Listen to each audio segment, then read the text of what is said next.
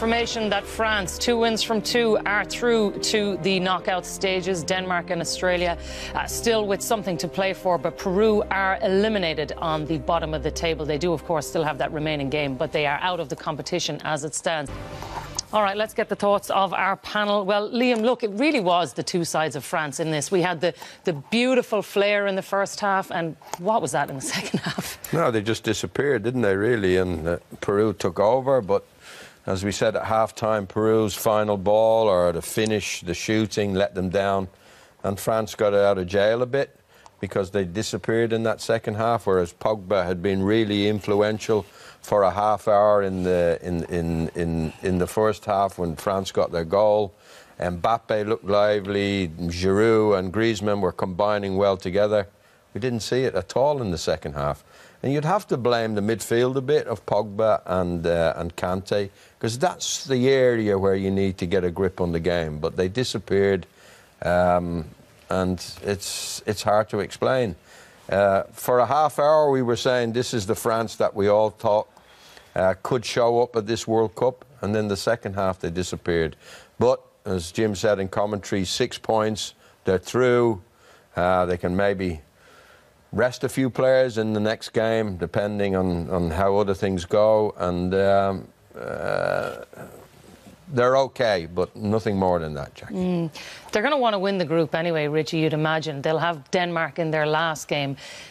What are they going to do now? Because do they go back the way that they were playing in the first half, or how do they correct the things that we saw in the second half? I think it'll be a little bit of Groundhog Day for Deschamps. They'll get praise for the result, but not so much the performance, particularly from their press. I think they conceded control, particularly in midfield in the second half, and just didn't really regain it at all. I don't think Mbappe had little or any influence in the second half. Nothing like he had in the first half. Griezmann was anonymous. I can't remember him doing anything at all. Pogba on the ball, we scarcely saw that in the second half as well. And Kante did what he tried to do, shield the defence, but in terms of impacting the game and the tempo, France just had nothing really in the second half. They, of course, will sit there and go, you know, it's a clean sheet. We've qualified. It's now whether or not we top the group. But up front as well, there was little or no link-up play in that second half. So similar questions, similar challenges for Deschamps. To try and find a balance or a formation or a group of players that can perform to the level that they showed in the second period of that first half over 90 minutes. Question marks about France. From a Peru point of view, Michael, they had 29 shots on goal in the tournament without scoring it. It's the most in the tournament so far. And a disappointing end for them, given that if they'd have got something out of that Denmark game, they might have had something different today. Yeah, you've got a certain sympathy for them. You know, I think we'll talk about France obviously dropping off. We have to give, I think, Peru credit as well. Correca made substitutions early at half-time. He brought Farfan on. He dropped Cueva off the left-hand side. He went 4-4-2. And they forced the game. You know, they had nothing to lose. They forced the game and they forced it early, forced France back. But they couldn't create any chances, and some of that's down to good French defending as well. They created opportunities, but from the opportunities they weren't able to create chances. The final ball was poor. The final attempt on goal was poor. Anything shots from outside the box were comfortable enough for Lloris, or they were off target. And in the end of, you know, they're a team that has come here.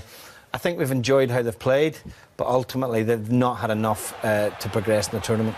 All right, we're going to have a look at some of those now, Richie.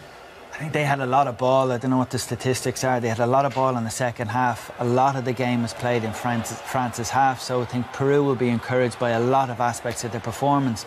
But they were limited to a lot of this, kind of long shots. They couldn't really get in behind the French defence too often. They hit the post with that initial shot a moment ago from Aquino. Carrillo on the right-hand side, he got into some good areas fairly often. The final ball, again, Guerrero and Farfan, when he came on, were fairly static in central areas. There wasn't really that much mobility. Carrillo here again, the shot over the bar. So Peru, I think, will go home, as you said. That's 29 shots with a sense of if only. I think they midfield, getting forward.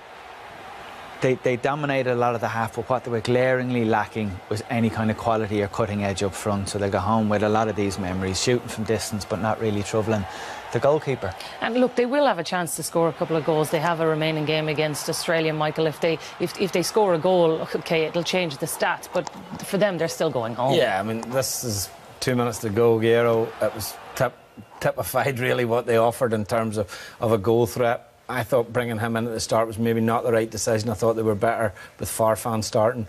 They've got some very good technical players. Guerrero was better in the second half, but you know, the final ball just let them down. They didn't get enough men in the box. They only typically had, you know, one of the strikers in the box as well when it went into the wide areas. And, you know, they'll have regrets. The only thing is that they have nothing to play for in the final game, and obviously Australia still have something to play for. Yeah, of course, that changes the dynamic. You mentioned that a lot of Peru's chances were maybe because the French were sitting quite deep. Well, I think we saw a total contrast. At half-time we were talking about how we'd like to see France push on, you know, possibly score the second goal. Here we see France, you know, early in the second half, 10 players behind the ball, the highest player, and they still get in. Guerrero still gets in here, but they have a good defensive shape to defend the cross, in fairness to them. Again, Cueva on the other side. But again, look how many French players are back behind the ball. This is Giroud highlighted. He's the most advanced French player on the pitch, and we didn't expect to see this in the second half. But they've loads of players back. Varane and Titi, good defenders. And we didn't see in the second half from France neither of the full-backs, Hernandez or Havard, getting forward at all. In the first half we saw them, they were joining in, they were getting advanced, and in the second half they were tight and compact as a unit. And what we didn't also see from France, I think, we never saw that back to front to Giroud and any link-up at all either, did we, between him and Griezmann? No. It was a total contrast to the first half. They were on the front foot. In fact, the goal came from Kante, then Pogba pressing Peru into a mistake, and Pogba won the ball and slipped a lovely ball to Giroud, and Mbappe followed in and got the goal. But that was because their midfield was pushed on top of the Peru midfield. But it seemed that the second half, all they were content to do was protect that one-goal lead. And that was a worry watching them, because they're going to come up against better teams than Peru, so you'd have to wonder how they're going to cope. I thought they lost it in midfield. I know Pogba is someone that we talk about all the time, whereas he was very good in the first half, he was as poor in the second half. Let's take a look at him now. Yeah, we pick out what he was doing well in the first half. I think this is a shot, Jackie, from distance. Looked strong physically, holding his opponent off, and nearly beat Scalesi with a shot. This is a lovely little ball into Mbappe. I thought Mbappe should have scored there, but he went for a back heel. Now, this was him in the second half. It's careless. We've seen that time and time again. Now, you're going to get a grip on the game and take the pressure off your team. You've got to keep the ball. Look at that. That's another careless pass, and he has that in his locker. Also, he got booked as well, so he'll have to watch himself. This is where he won that ball for the goal. He was playing high, he was strong, and Mbappe follows in Giroud's deflected shot to score. It was a total contrast. He was very, very good in the first half and disappeared in the second half. Now, if you get a player we're going to see later on tonight, Modric, he's there for 90 minutes. He's ever present. He can receive the ball, and he keeps the ball, and he keeps his team playing. Whether it's for Real Madrid or for Croatia, Pogba flits in and out of the game. Is that the most frustrating thing, Richie, about him, though, that we say this about him nearly every single game?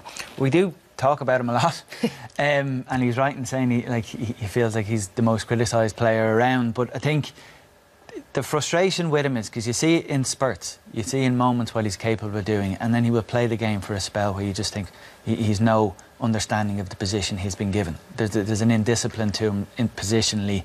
I don't remember many times where I've seen him, to use a phrase we use, wrestle control of a game where he dictates the tempo. I just haven't seen him do that often, certainly not for Manchester United. But the good thing, I suppose, that Deschamps has is Pogba in any other squad is probably undroppable. But in this squad, he's got other players. Tolisso can come in, Matuidi can go into central areas, Kante can do that. He'd be brave to drop him, though. Well, he did it in the Euros a couple of times. Yeah. He's not. Deschamps isn't afraid of dropping the players, and he's got players to come in, which I don't think drop the quality a huge amount either. So, a lot of options that the manager has. But they did the job. They did enough tonight. They just did enough about it. Exactly. So Mourinho left him out, after paying that amount of money for him. He's playing his best football at Juventus in a really structured team with Pirlo, where he didn't have as much responsibility. He kind of had a supporting role in that Juventus team, and that's where he came to the fore, really.